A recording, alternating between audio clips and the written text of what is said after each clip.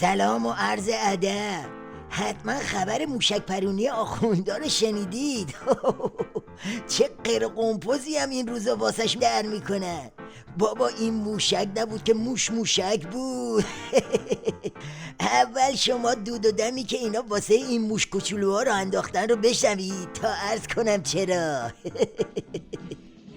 در مرحله نهایی آزمایش اقتدار ولایت 1 دو نوع از موشک‌های قدر با نام قدر H و قدر F از ارتفاعات البرز شرقی شلیک شدند و به اهداف مشخص در سواحل مکران در دریای عمان اصابت کردند. قطعنامه‌ها آرزوهای روی کاغذند، موشک‌ها واقعیت‌های تجسم یافته روی زمین هستند که موضوعاتی مربوط به ما هستند. واقعیت مجسم هارت و پورت تو خالیه. بعد از این که رژیم این ناپرزی ها رو کرد، خب همه دنیا دادش رفت هوا. شیخ پریا ظریف سرشونو گرفتن پایین که این موج سری رد بشه، چون داشت خیلی بیخدار میشد، اونم تو این شرایط که اینا هی میخوان پوز رابطه با غرب بیان و دم از تعامل جهانی بزنن.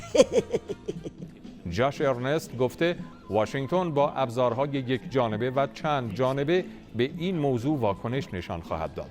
سخنگوی پنتاگون هم گفته آزمایش‌های اخیر موشکی ایران فقط یکی از فعالیت‌های زیان بخش و نگران کننده این کشور است که با وجود توافق هسته‌ای همچنان ادامه دارد.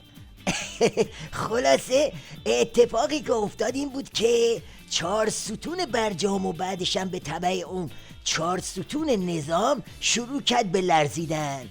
البته خود خامنه هم میدونست که اینطور میشه و همه میریزن سرش، اما اگه گفتین چرا تو این هیرو بیری آزمایش موشکیش گرفت، دلیل اول این اطفارا مصرف داخلیشه. یعنی میخواد به بسیجی های گیج و بیجی که این روزا داره گنجیش دور سرشون میچرخه یکم روحیه بده و بگه بابا نظام اون قدم که میگن بس خراب نیست. این ولی فقیه هنوز یه 3/4 پش به کلاش مونده. آره جون خودت.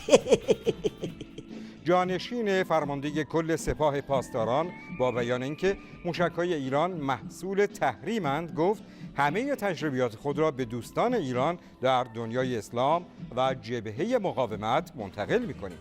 خب دومین دلیل موشک پرونی مصرف منطقه‌ایش بود، یعنی روحیه دادن به مزدورای ریزشیش تو منطقه. سوریه که داره از دست میره، پاسدار حزب شیطانم عمودی میرن اونجا افقی برمیگردن. توی یمن هم که تروریستای حوثیش دارن نفسای آخرشونو میکشن. تو لبنان هم که داد مردم از لاتبازی های حزب شیطان در اومده و خفتشونو گرفتن. عراق هم که بهتر میدونید هر جمعه تظاهرات و مالکی کباب میکنن. خلاصه دارن به همینا میگن بابا نترسین ما هنوز هستیم. آسمان منطقه دیروز لرزید. از عراق تا سوریه و از یمن تا لبنان دیروز با صدای غرش موشک‌های ایرانی به وجد آمدند. موشک‌هایی که جمله معروف بنیانگذار انقلاب اسلامی درباره رژیم صهیونیستی یعنی اسرائیل باید از صحنه روزگار محو شود به زبان عبری روی آنها حک شده بود.